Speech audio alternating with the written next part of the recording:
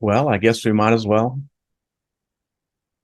Yeah, start. without further ado, I should introduce you, right? Because you're working on behalf of Story Center. Everybody, I've known Mark for a very long time now, and we both used to live in Berkeley. Neither of us live in Berkeley anymore. But Mark intrigued me because of his vast interests across many territories of knowing. And when I met him, he had, retired from being a glass blower in industrial stuff, and ended up with a kind of longitudinal relationship to sociology that led him to digital humanities and to our work and other. He became part of the community of our practice in Berkeley. And since he moved down to his hometown of Whittier, California, he's gotten into a lot of things. One of the things he was part of was called DS 106, which for many years, what was that? William and James, what was the university? No, Mary Washington. Mary Washington, right? They had this amazing MOOC, multi-user class that had thousands of people playing with new ideas about what digital storytelling is. And that connected him with many old friends of ours like Alan Levine and Brian Alexander and others who were part of that world. Inevitably, everybody part of that has been part of these more recent discussions about artificial intelligence and its impact. And so Mark, of course, has spent the last 6 months learning everything there is to learn about it. And so he now represents our perspective. No, I don't know what perspective he represents, but he's speaking on this subject because I think all of us are curious. So here you go, Mark. It's all yours. Okay, thanks, Joe. Hi, everyone.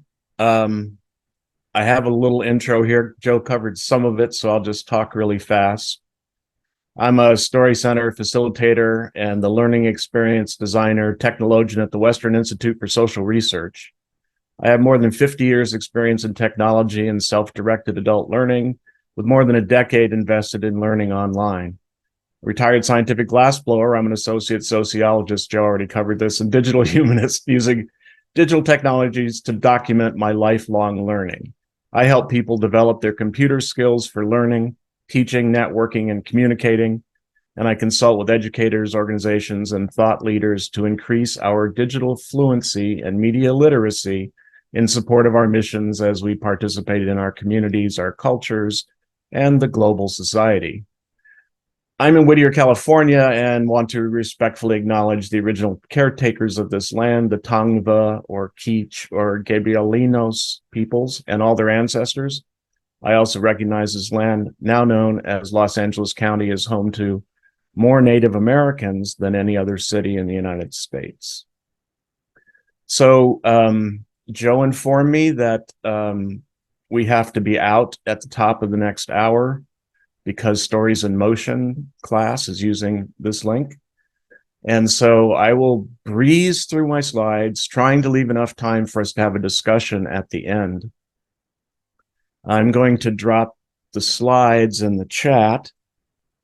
Some people like to follow along, and you certainly are welcome to copy them and use them as you like.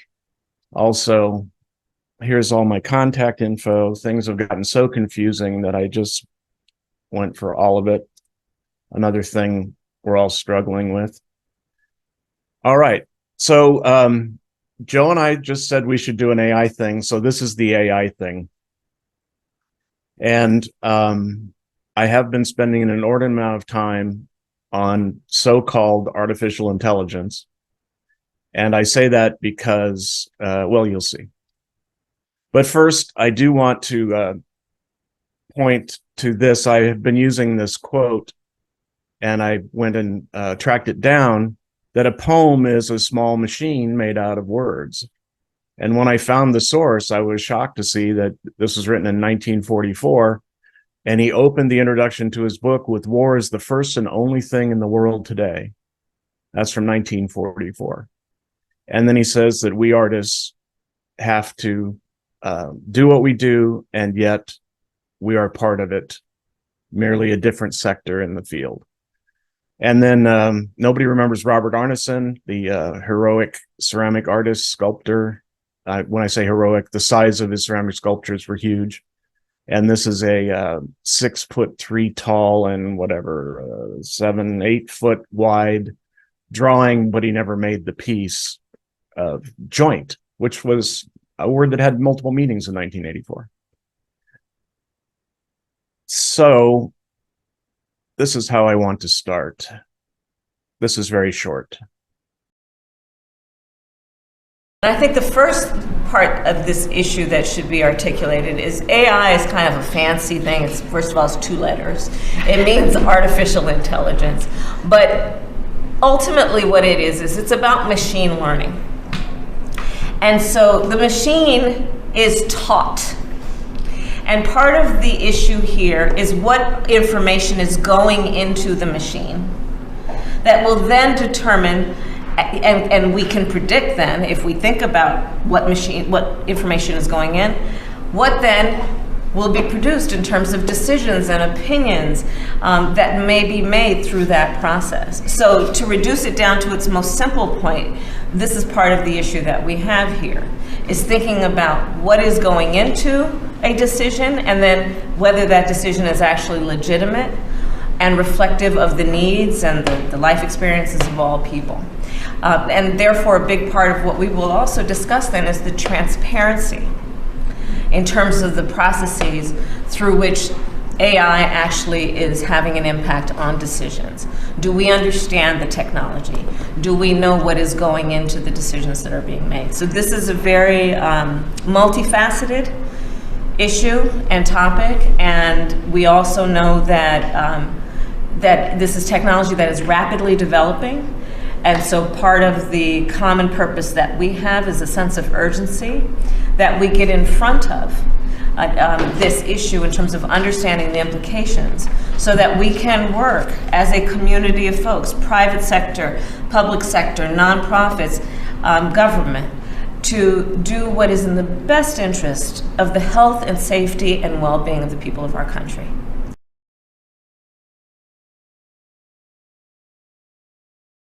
I was shocked at how accurate our vice president was in that meeting with a bunch of community leaders. She got roasted, of course, because of her style by right-wing media, but that was a very good presentation. That AI is kind of a fancy thing, but it's just machines. And another favorite thinker of mine coined the term augmented information processing, which is more accurate to what we're talking about.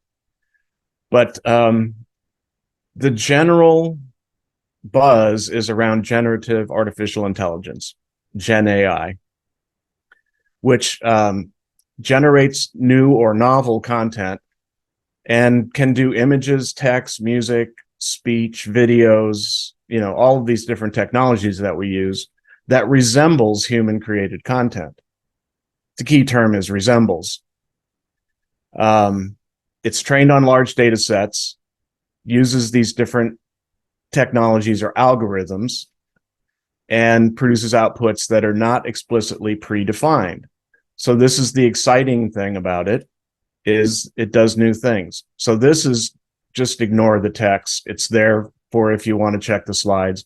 But these are just some of the different algorithms or types of AI, what I call machine learning, types of machine learning. Hi, Brooke, you're in the slides. And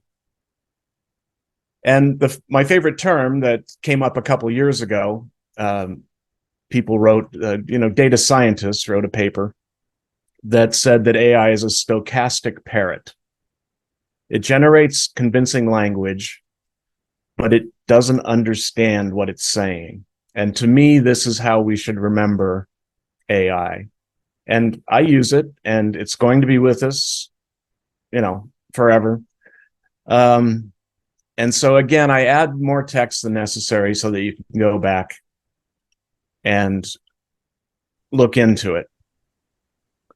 Another thing that I want us to keep in mind is one of my favorite books. I'm off and on a bookseller in my life. Of course, now there aren't any bookstores left, but the last few that I worked in, I kept this book on the front counter because it's very small, very cheap, and written by a Princeton philosopher, now emeritus, that he wrote this treatise on bullshit. And so when an honest man speaks, he says only what he believes to be true. For the liar, it's correspondingly indispensable that he considers his statements to be false.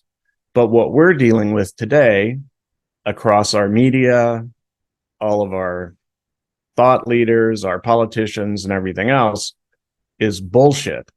Because bullshit is speech that doesn't care whether it's true or false. That's immaterial. It's speech that's trying to get the result, trying to move people to act in the way you want. And so this is only a decade or so ago that he put this book out, and I think of this book almost every day. My favorite philosopher and psychologist and neurobiologist and physician, Dr. Ian McGilchrist of Scotland, of course, made a speech to the AI World Summit last year. And he pointed out that the more AI we encounter, the more difficult our lives become.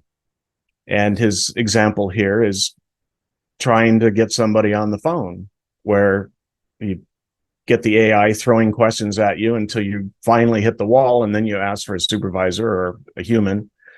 And then the part that I find so compelling about this is, as you speak to a real person, they increasingly appear to have been so degraded by enforcement of machine-like algorithms that they might as well be machines. And so these images, this is the progression. We went from call centers to now data centers. So really quick, I want to review what we're really looking at. This is, if you've ever taken a programming class, your first assignment was always to create a program that types out "Hello World." Supposedly that's the first thing that was sent across the internet. Who knows? Below the text are the ASCII numbers. Those are the codes for the letters in the words, 3-digit codes for each letter. But the computer operates on ones and zeros. So there are the ones and zeros necessary to print out "Hello World." And this is another concept that I constantly remind people. Although it seems like we're chatting with our long-lost cousin, actually what's going on is a lot of machine processing of ones and zeros.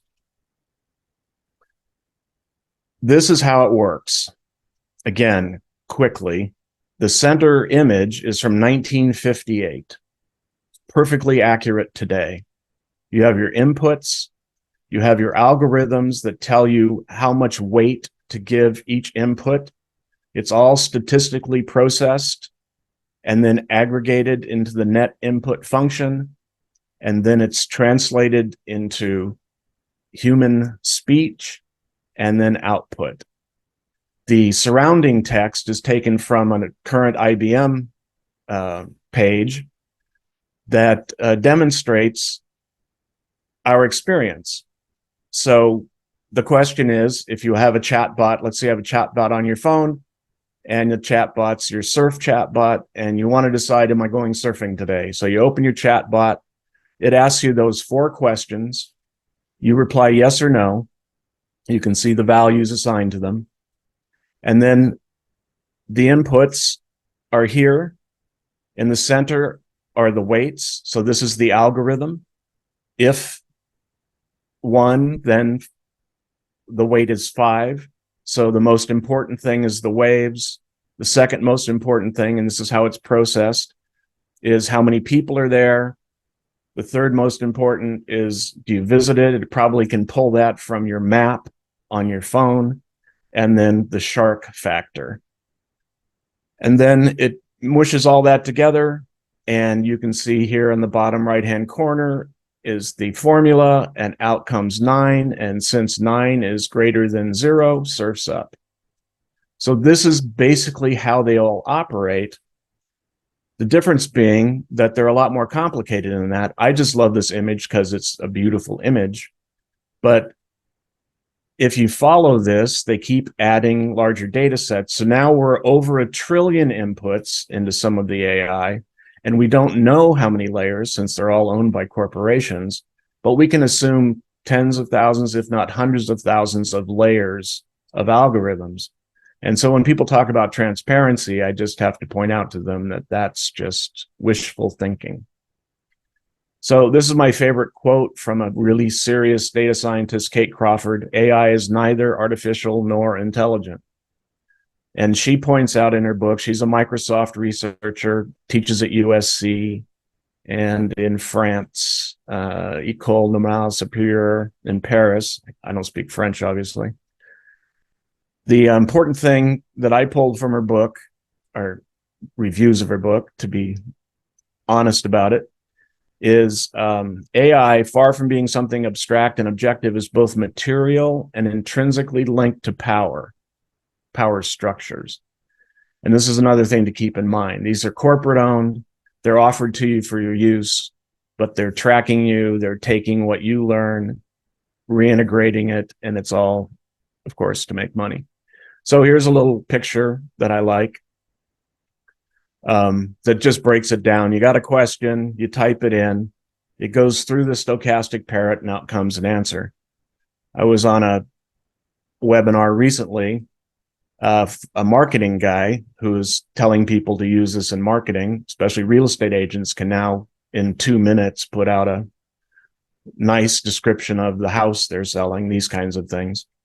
But he had a good take on it. And he suggested using AI as a hardworking, moderately competent assistant to help you with research drafts, summarizing, and synthesizing. But don't rely on it for expertise, judgment, or create publish-ready content. You can use AI to do tasks you already do yourself, but you have to check everything it puts out because of the bullshit factor, what they're calling hallucinations, but you have to be conscious to hallucinate. Anyway. Do not expect AI to provide expertise you don't have or create professional quality content. And then he pointed out that people are taking advantage of AI and doing all kinds of crazy things, which, of course, we could expect. So to the point of this webinar, talking, or at least the original title, Talking with Machines, here are just some things that I've learned in the last 6 months. You definitely want to talk to it, carry on a conversation. Depending on which AI you're using and what the limits are and how you can use it, you can go on and on and on, asking questions, asking for clarification, adding new ideas, and just continue a conversation. So you should think of it that way, as a conversation. But any agency or personality that you experience is entirely your projection onto a machine that is just predicting the next word. That's all it knows how to do. And then here are some tips. You can suggest a context for the response. You can ask it to pretend to be your doctor. I certainly wouldn't suggest that, but you can also ask it to pretend to be a 6-year-old and to give you an answer at that level of writing or skill. You can ask it to take a point of view if you want to argue with it. And remember that as you're carrying on these conversations, inside each conversation, the machine has access to all the text, all the conversation. So you can refer back to earlier points, earlier statements, and it all can be swirled around in that conversation. They're not chatbots are not good at producing long pieces of text yet. I assume that's coming. In fact, it started very, very small and then grew and grew and grew. But really around 5,000 words, all the ones I've tried break down. Of course, there's so many, you can't try them all. But, and you can tell it, give me 200 words on pumpkins, and it'll give you 198 or 204 or whatever. But over 500, then it really goes a little wacky. You can always rewrite the prompt. You can ask it again. This is another thing about the moderately competent assistant. The machine won't get tired if you keep asking it the same question over and over. It will, after a few, will suggest that you move on, but you just reword it and keep going until you get the response you want. Expect and recognize failure. This is the important thing, that these machines do get off track and create things that aren't true. And so you have to constantly expect that, look for it. And you point it out, actually, it's part of the training. I'm not sure who's training whom, but it is part of training of the machine. And if you get too far off track, you just close that chat and start over. And every time you open a new chat, it doesn't remember the previous chat. So it only remembers inside of a chat. Once you close the chat, you're in a new world. You can challenge it to justify its responses, especially the ones that are false. And you can ask it to provide references. But again, the references have to be checked. Some of you may have noticed the New York Times article about some lawyers that got in trouble in one of the districts of New York for providing false references that they got from AI. And the judge sanctioned them for that. So what can I say?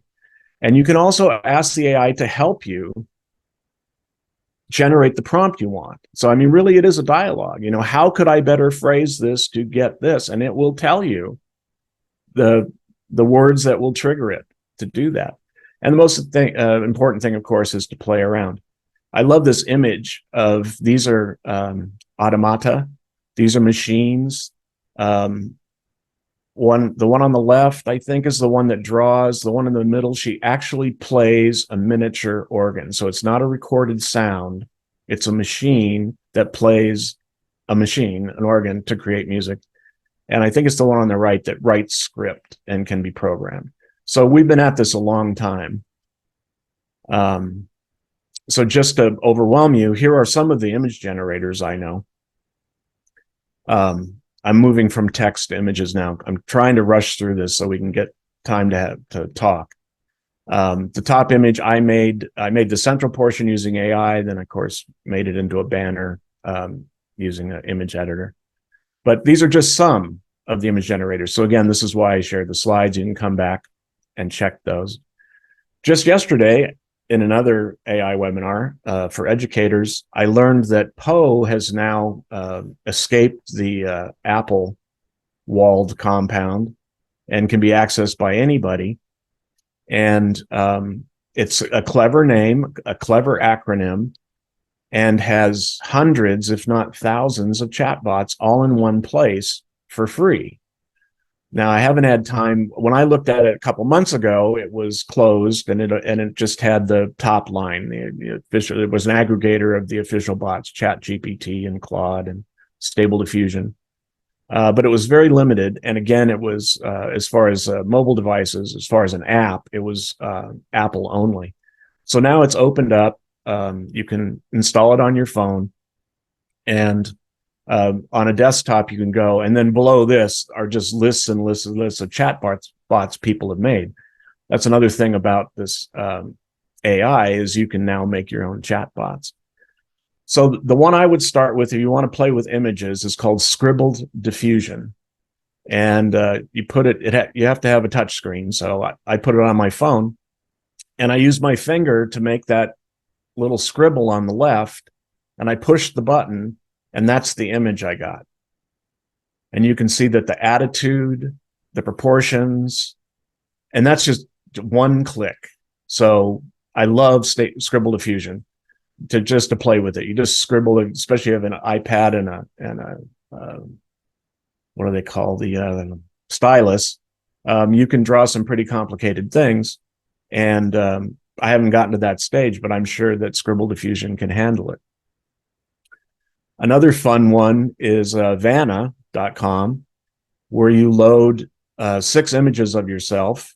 And these are free so far. You know, this will change. But you load images of yourself, and then you push the button, and they're preset filters. So I needed a fake bourgeois image for a accreditation visit the other day. And so I created that, and then I hit the cyberpunk filter and got those images. So those are, you know, fairly close to the way I look. And I'll point out here that most of these image apps generate square images because of the world we live in today. Most of them are being used on phones.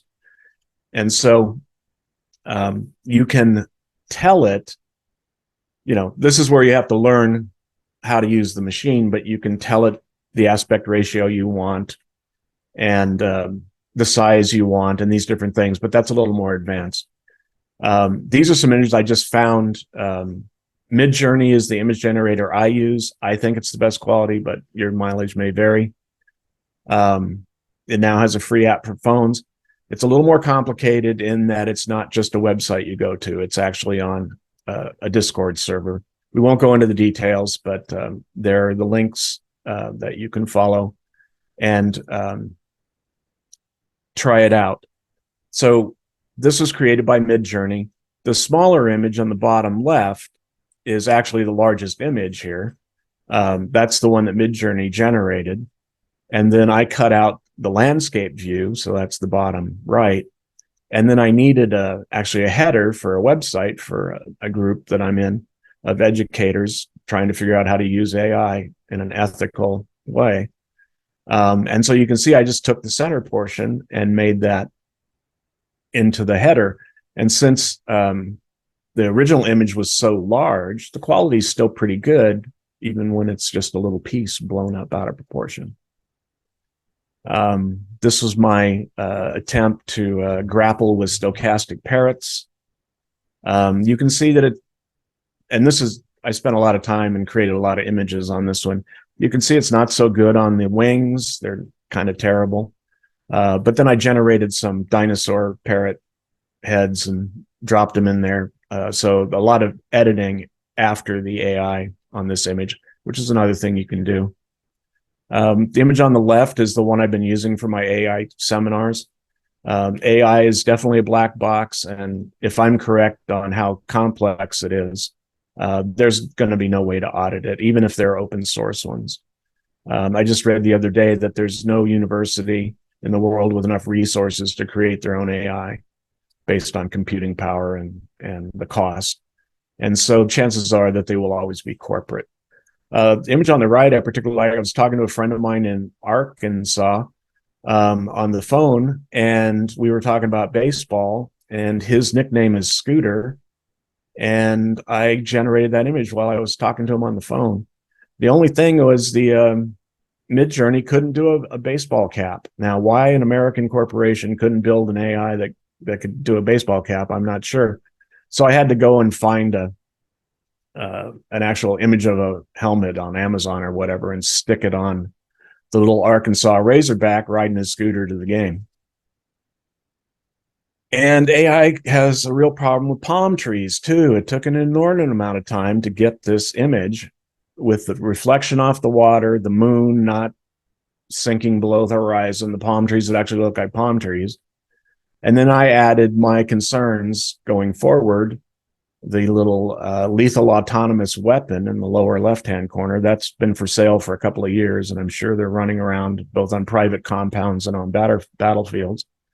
And then I decided to drop Sputnik up in the top right-hand corner just to give it the Skynet feel or whatever. And so when you are on these image generating platforms, some of them like Midjourney are social, and so you can see everybody's images and you can borrow them. And so I borrowed a couple. You can see that stylistically you can go in a lot of different directions. And now I want to talk a little bit about storytelling. This is Claude, the AI. And let's start at the beginning. That's always a good idea. So this is the project I'm working on in my current Stories in Motion class with Joe, which is coming up in 28 minutes.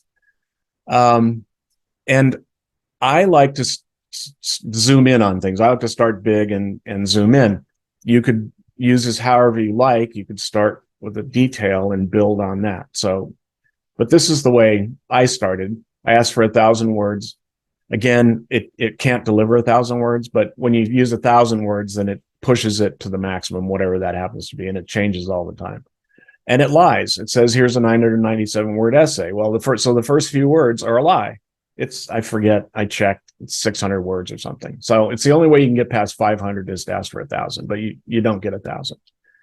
So I'm interested in hauntology in the situation is, it really doesn't matter what the content is. So I started with the concepts.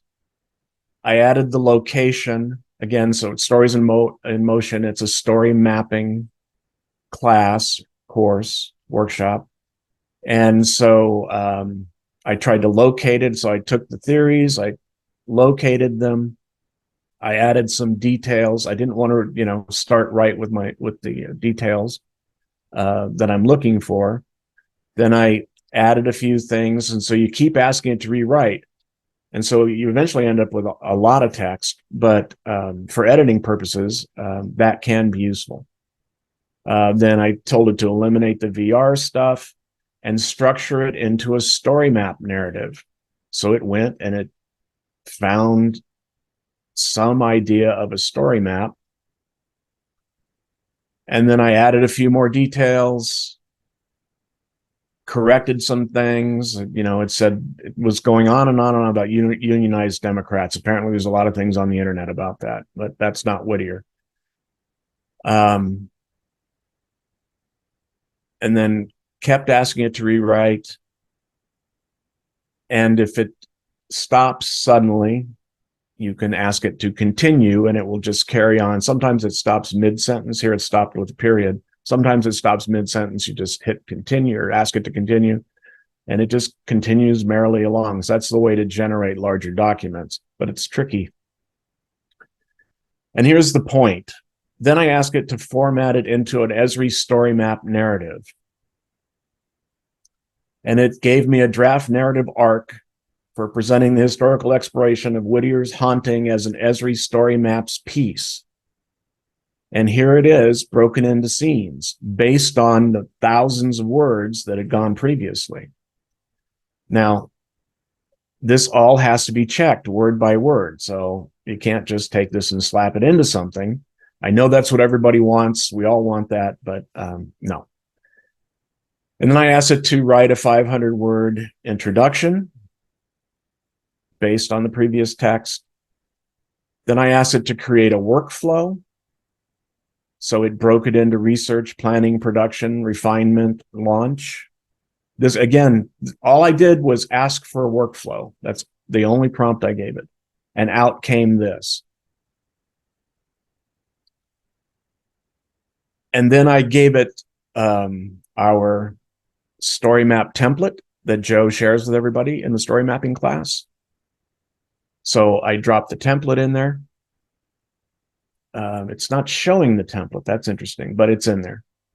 And so it combined the previous response, which was the workflow, with the template and came out with this.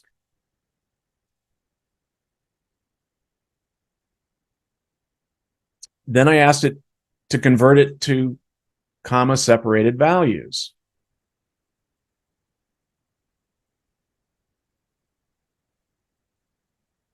And then I gave it the Stories in Motion project planning template that Joe shares with everybody in the class. And there it is. It took the template and attempted to fill it out.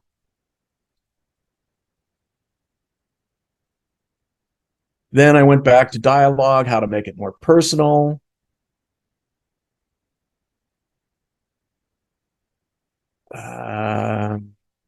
This again, I was just asking a question, specific ways to make it more personal. So again, it breaks it into chunks, locations, narratives, evolving relationships. I added that to the content, separated values, so that I could plug more things into the template. I asked it to research Whittier's car culture. Whittier's famous for car. We used to be famous for car culture, with references. So here are references. You can see it just went to the Whittier Museum mostly, but it did pull the Whittier Daily News and the WhittierCruiseNight.org, which may or may not exist. I haven't checked it yet. And it says right there, links provided by Claude may not always be valid or up to date.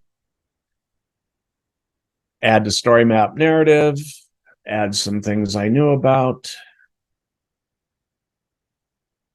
And then So you just keep going. You can go on and on and on.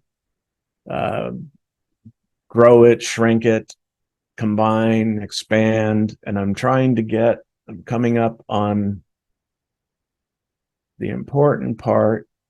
I'm chastising it for not giving me more words. It apologizes. It's weird. Okay, so let's see. I asked it, how can I use situationist techniques to create a personal hauntology? And these are a list of situationist ideas, except for Frogger photography. So I said, what's Frogger photography? I certainly never heard of that. And it says it's a situation technique that involves capturing present environments through boundaries, frames, or filters that reference architecture, designs, or images from the past that previously occupied those locations. Reasonable answer. So I looked it up on the internet. Couldn't find anything. So I asked for a reference. So then it says, oh, actually, yeah, I can't find anything about that. I guess I just made it up. So this is what you have to constantly be on the alert for.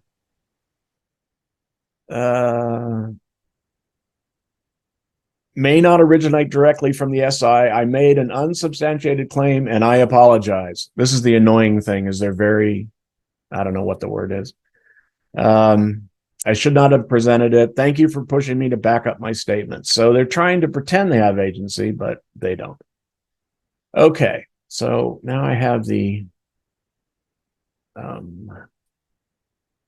Zoom covering my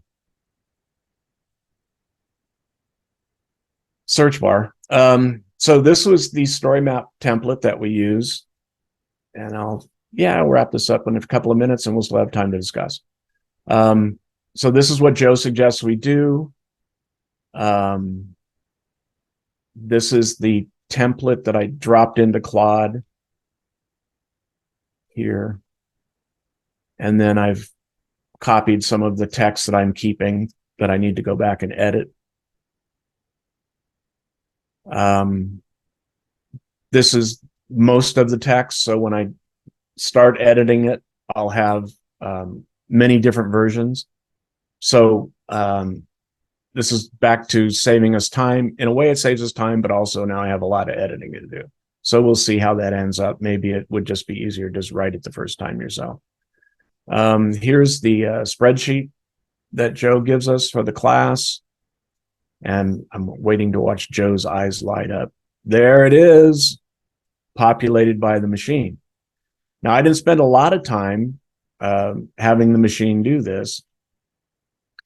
So I think with more time spent, more of these can be filled out. But you can see that it's planned this out over 9 weeks based on the combination of the story map template and the text that we generated, the actual story right here. And suggesting that digital story should be the Whittier Quaker history, the audio podcast should be the Whittier Narrows earthquake, the single audio should be the local indigenous village, image and text, then and now, Quaker Meeting House. These were all suggested by the AI. So I'm just going to say that's what I've got. So let's talk about it.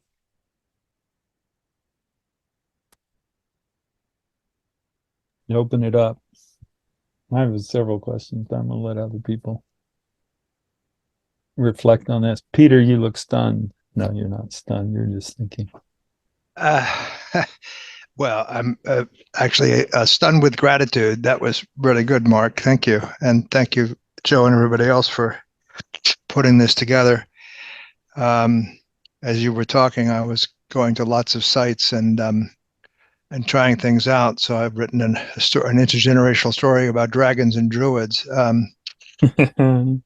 I guess I have to think, why? I'm sorry, I'm sure Joe has at least a multiple choice question, the answer to this. What are we doing this for in the first place? What are the stories for?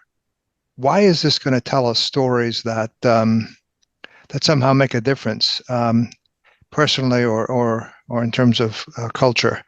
So I'm kind of going back to first principles, but also just wondering if we go back to first principles, whether we find the human being and all our confabulations rather than a machine's confabulations.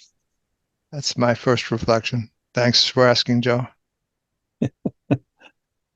Mark, you want to respond to that? I want to say something to that. Yeah, I'll take the first crack and then you can follow up, Joe. Right on. Well, I agree with you, Peter. A quote that I constantly use in all of these Zoom meetings that I'm in is from Admiral Stockdale. His famous quote from the vice presidential debate when he said, "Who am I and why am I here?" Which was just a classic piece of video if you want to go look. He was Ross Perot's running mate in whatever year that was, 92. And so, yes, you're right, Peter. We have to continually go back to first principles. And so I'm going to assume that everybody here knows why we tell stories and why we go to StoryCenter to help us make digital stories that we can share. And so I'm just looking at this as a new tool.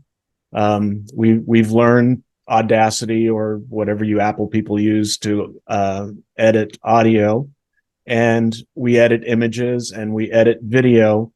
And so now I think this is going to be most useful as some sort of aggregator, but you're right. We have to make it our story, and that it cannot do. And I think I made a good case for the fact that it cannot do that.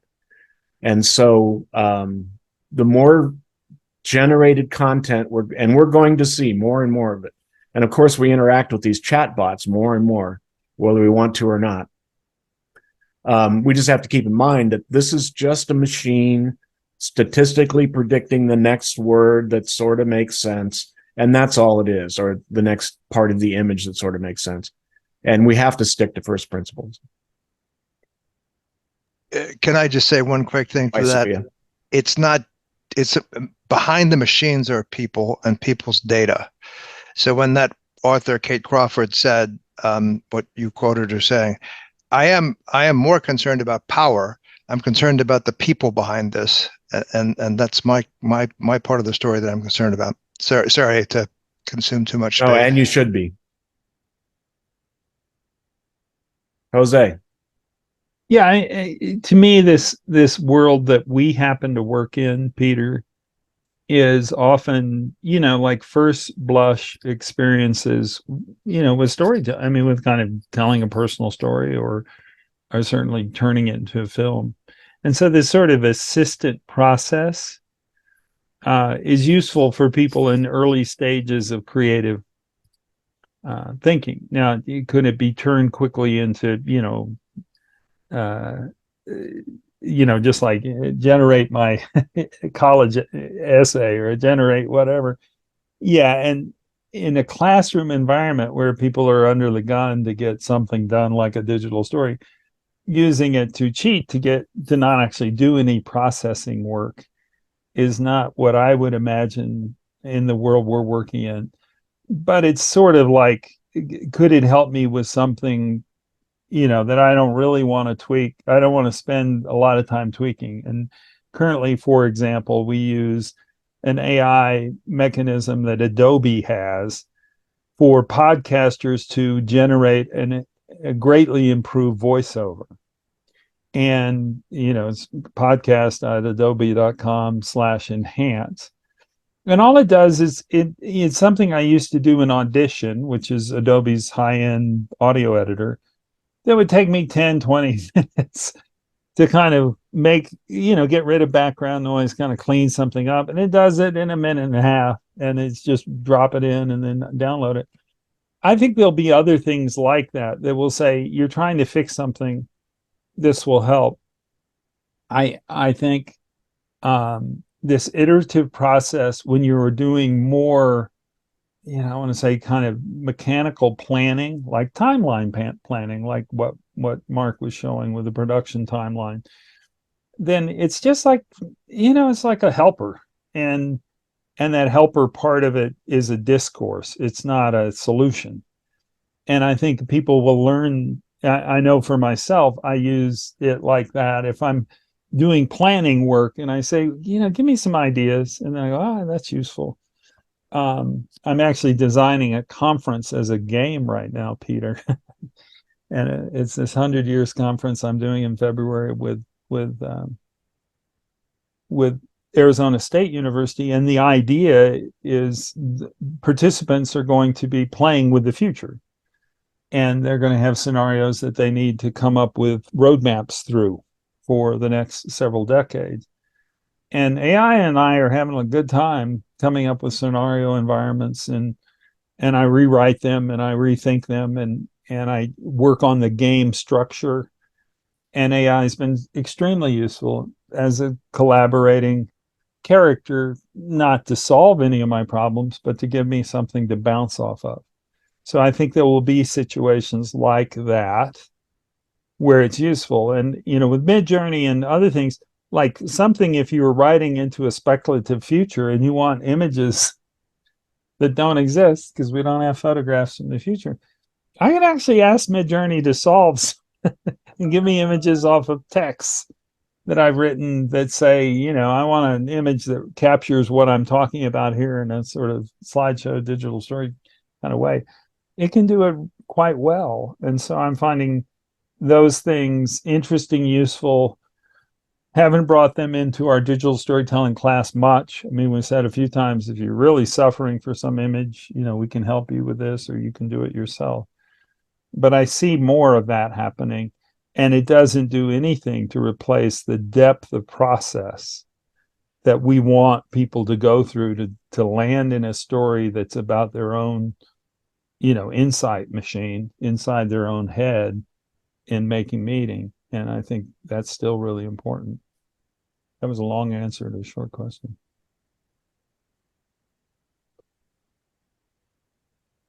Let's hear from somebody else, please. Jennifer. Hi, Jennifer. Oh, are you talking? Is this me? Okay.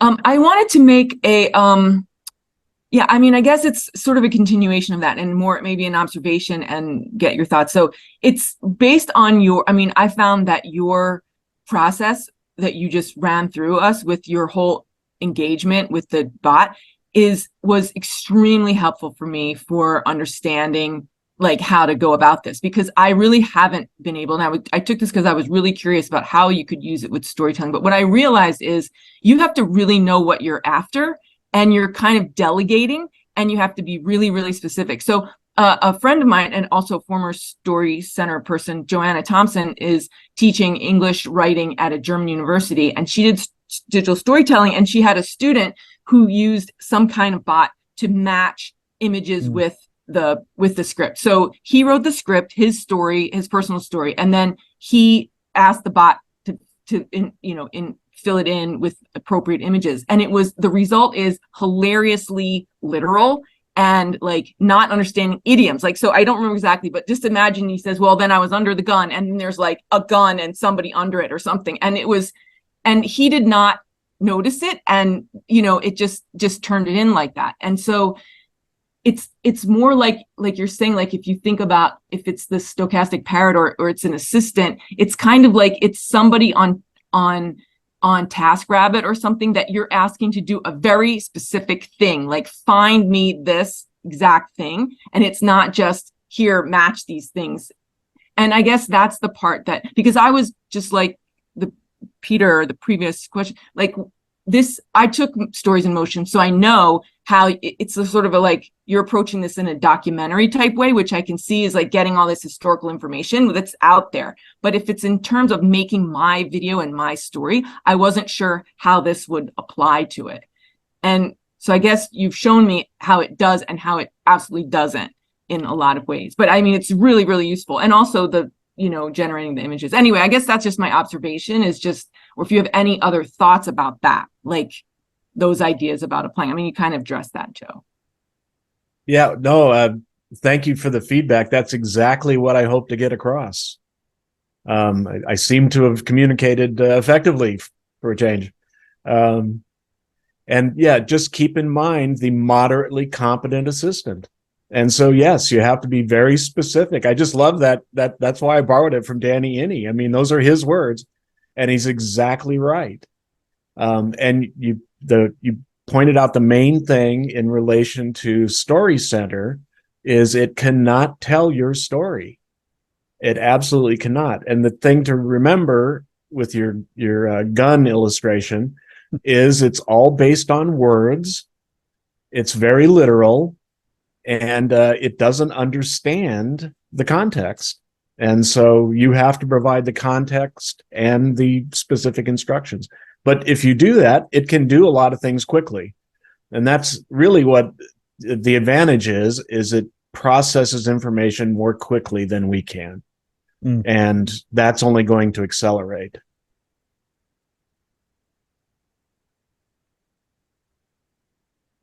Anybody else? Kristen, Virginia, Monica, thoughts? Yeah. Go ahead, Joe. Kristen. Yeah. Hi.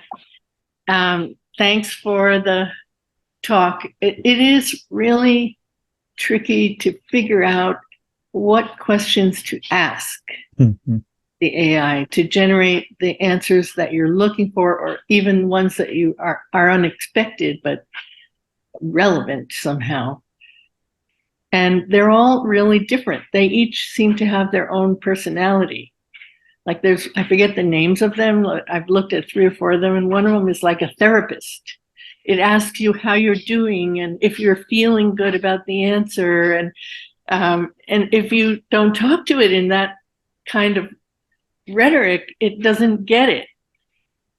So it's really fascinating to me, but I'm wondering, given all of these kinds of different articulations by the AI itself, how would you capture,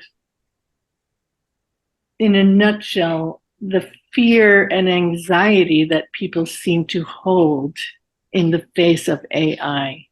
Mark, I mean, I'm really interested to see, like, how would you, since you've been involved in this and going to all these workshops, I'm sure you hear all the talk about it.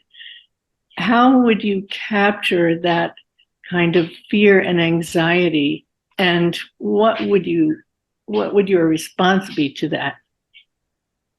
Like, to me, it just seems like any new technology, it's exhilarating, it's potentially threatening to jobs and authorial voice or whatnot, but its potential to like skip steps and push you into generative idea making is really incredible. And I would love to see people using that with elementary school students on. So what is the anxiety? Is it a political one, bigger than the kind of personal interactional one that I have with the AI? Yes. Bye, Virginia. It is, so back to Kate Crawford. The issue is power. Who holds it? I don't know if you noticed the little ripple that Shoshana Zuboff made with her surveillance capitalism. She's a Harvard researcher. A couple of years ago, she takes apart, to me, very well how we went from a search engine to total surveillance. And it was a gradual progression, but that's where the money was. It was the money. It was, the culture of capitalism that led Google into surveilling us and selling our data. And that's where they make their money. So there are great concerns. Of course, now you can find, just 60 Minutes a couple of weeks ago had Gregory Hinton, who I did not come across in all of my research. He claims to be the godfather of AI. He's British. I won't say more about the English. And so he presented that this could end civilization. That was sort of the takeaway from the 60 Minutes piece. Well, and there's something to that, but one of the slides I took out of my longer presentation was Douglas Adams that anything new is terrible and going to destroy culture as we know it. And then when it's around for 10 years, it's like, oh, it's always been here, and I guess we muddle through. And so my guess is we'll muddle through this, but we certainly have to keep our eye on the power structure and the culture. So when Vice President Harris said you have to be concerned with the data sets, I remember in my statistics class pointing out to the professor that all the data we were using was junk. It was all, old, formed, shaped by the federal government into racial categories. I mean, just junk. And that's what these things are fed, so it's garbage in, garbage out. And so you have to remember that they look backwards. So it seems like they're creating something new. They're creating something novel, the stochastic parrot part. It introduces novelty into a bunch of old junk data. And the early concerns about racism and things, 1 minute, are true and will always be there. So there's some serious concerns, and we have to keep those in mind. And educators are going to be integrating it from kindergarten on. They are. That's where I spend most of my time, and they spend half their time worrying about students cheating, and the other half of their time figuring out how can I use this to make my job easier. Yeah. And they don't get the dissonance. They don't get the contradiction. We have to say goodbye, Mark. We do. Let's give Mark a big round of applause. Okay, what you're going to share? I got to share this for the video. Yay. Thank you. You're welcome. So gang, we're running off to this other workshop. The recording will get sent out to everybody. It'll be referenced. Mark, if you have links and stuff from your slides, we can add that in the email going out. Yeah. Thank everybody. Have a great one. Be well and see you. Thanks, everybody. Bye. Thanks, Mark. Bye.